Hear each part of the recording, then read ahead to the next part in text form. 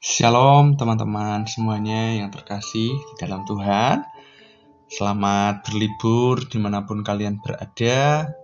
Tetap semangat, tetap jaga kesehatan, dan terus beriman kepada Tuhan. Nah, hari ini Kak Adida mau ajak kita untuk kita terus merenungkan firman Tuhan, supaya firman Tuhan itu terus menjadi dasar buat setiap kehidupan kita. Tema kita sepanjang bulan ini, kita akan bersama-sama belajar tentang iman. Dan untuk minggu ini kita akan belajar sama-sama tentang satu tema, ketika iman bertemu dengan sebuah keraguan. Ketika iman bertemu dengan keraguan. Nah, firman Tuhan hari ini terambil dari Markus 9 ayat 24. Demikian firman Tuhan, segera ayah anak itu berteriak, "Aku percaya, tolonglah aku yang tidak percaya ini." Kak Dira fokus dengan kata-kata, tolonglah aku yang tidak percaya ini. Nah, teman-teman, realita dalam kehidupan anak-anak muda hari ini, anak-anak muda hari ini itu hidup dengan dua dunia. Yang pertama, dunia iman itu berbicara tentang gereja, berbicara tentang firman Tuhan, berbicara tentang pelayanan. Dan dunia yang kedua itu adalah dunia realita, di mana kita diperhadapkan dengan media sosial, kita diperhadapkan dengan tekanan hidup, kita diperhadapkan dengan overthinking, bahkan insecurity. Dan banyak anak muda, mereka tidak kehilangan iman, tapi mereka diam-diam bergumul dengan sebuah keraguan. Dan keraguan itu seperti halnya, Tuhan, kamu tuh bener-bener ada nggak sih? Tuhan tuh bener-bener dengar doaku nggak sih? Kenapa hidupku tuh nggak berubah-ubah? Kalau Tuhan itu baik, kenapa aku masih ngalamin hal yang semacam ini? Dan seringkali yang terjadi itu bukan mereka menjauh dari Tuhan, tapi mereka takut jujur kepada Tuhan. Nah, dalam Markus 9 ayat 24 ada seorang ayah yang anaknya kerasukan, dan dia datang kepada Yesus dan dia berkata, "Aku percaya, tapi aku juga tidak percaya sepenuhnya." Nah, teman-teman, ini bukan kalimat yang rohani banget, tapi ini adalah sebuah kalimat yang jujur banget di hadapan Tuhan. Dan Kak Dia mau katakan bahwa iman dalam Alkitab itu bukan berarti tidak pernah ragu. Iman dalam Alkitab itu bukan berarti dia selalu kuat, bukan dia selalu yakin, tapi iman yang sejati itu adalah tetap datang kepada Tuhan, bahkan ketika hati itu belum sepenuhnya yakin. Nah, banyak orang berpikir bahwa kalau aku ragu, berarti imanku lemah. Padahal Alkitab menunjukkan sesuatu yang berbeda. Keraguan itu bukan lawan iman. Yang berbahaya adalah menjauh dari Tuhan karena keraguan. Dan keraguan itu seperti halnya alarm dan juga sinyal. Dan itu tanda bahwa ada sesuatu yang perlu kamu bawa lebih dalam lagi kepada Tuhan. Nah, Kak Dina mau ajak kita semuanya untuk kita melihat realita-realita yang ada dalam kehidupan anak-anak muda berkaitan dengan iman. Dan yang pertama, mungkin kamu sudah ngerasa doamu tidak dijawab oleh Tuhan. Kamu sudah doa lama sekian puluh tahun sama Tuhan, tapi keadaanmu tetap sama aja. Dan biasanya respon umum yang keluar dari kehidupanmu apa? Kamu akan merasa kecewa, kamu akan diam, kamu akan menjauh dari Tuhan. Tapi bagaimana respon iman yang benar? Respon iman yang benar adalah kamu bisa berkata kepada Tuhan, "Tuhan, aku mulai ragu kepada Engkau, tapi aku mau tetap datang kepada Tuhan. Aku mau tetap menyerahkan hidupku kepada Tuhan." Dan kasus yang kedua, biasanya anak-anak muda sering membandingkan hidupnya, baik dengan saudaranya, di media sosial, dan lain sebagainya.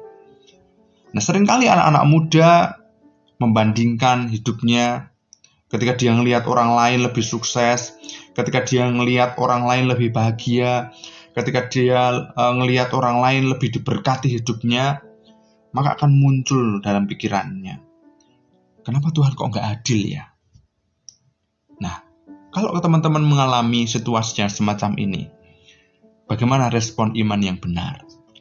Respon iman yang benar adalah kamu bisa berkata kepada Tuhan, Tuhan, aku nggak ngerti apa rencanamu, tapi aku tetap percaya bahwa Engkau baik di dalam hidupku. Atau contoh yang ketiga, kasus yang ketiga, kita anak-anak muda itu seringkali jatuh dalam dosa. Kita mungkin sudah berjanji ingin berubah kepada Tuhan, tapi pada faktanya kita jatuh lagi. Biasanya respon yang muncul apa? Kita akan timbul rasa bersalah, kita akan mulai ngerasa tidak layak. Nah, pertanyaannya bagaimana respon iman yang benar? Respon iman yang jujur di hadapan Tuhan. Kau bisa ngomong sama Tuhan, Tuhan, aku lemah, tapi aku tetap datang kepadamu. Nah, teman-teman, dalam kisah ini yang kita baca hari ini, Yesus tidak menolak orang yang ragu. Dan Yesus juga tidak berkata, kalau kamu ragu, aku nggak mau tolong kamu. Tidak.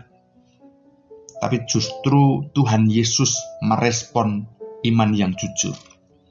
Artinya apa? Tuhan itu lebih menghargai iman yang jujur tapi lemah daripada iman yang kelihatan kuat tapi pura-pura.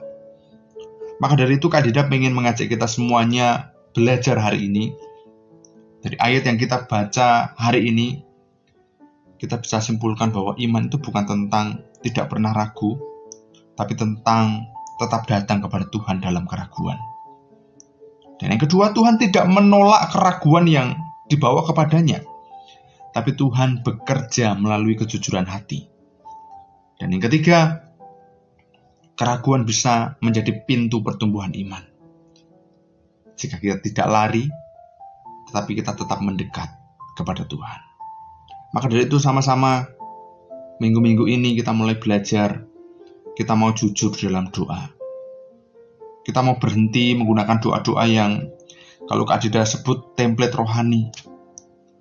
Tapi mulai kita berdoa, kalau misalnya teman-teman lagi capek, jujur di hadapan Tuhan, Tuhan aku lagi capek. Kalau teman-teman lagi ragu, jujur di hadapan Tuhan, Tuhan aku lagi ragu. Tapi aku mau tetap cari Engkau dalam hidupku. Dan yang kedua, jangan simpan keraguanmu itu sendirian.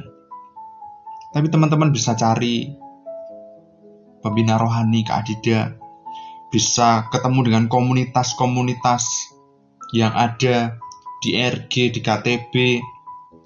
Jadikan itu komunitas yang saling membangun, menguatkan.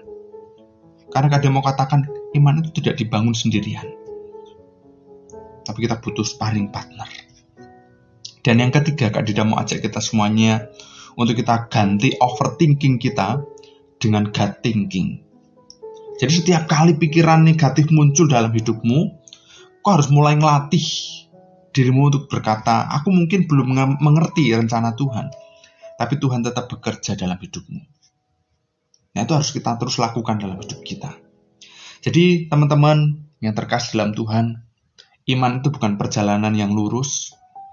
Kadang akan ketemu jalan yang naik turun. Kadang kita akan kuat, kadang kita akan lemah, kadang kita akan yakin, kadang kita akan ragu. Tapi satu hal yang penting, jangan pernah berhenti datang kepada Tuhan. Karena iman yang dewasa itu bukan iman yang tidak pernah goyah, tapi iman yang berkata, Tuhan, aku mungkin goyah, tapi aku tetap memilih Engkau. Nah, Kak Dida mau tutup dengan satu quotes buat kita semuanya. Quotes-nya demikian. Keraguan tidak menghancurkan imanmu, tapi yang menghancurkan adalah ketika kamu berhenti mencari Tuhan di tengah keraguanmu. Kak Dida mau ulang. Keraguan tidak menghancurkan imanmu. Yang menghancurkan adalah ketika kamu berhenti mencari Tuhan di tengah keraguanmu. Amin. Tuhan Yesus memberkati kita semuanya. Selamat berlibur dan sampai jumpa. Tuhan Yesus memberkati.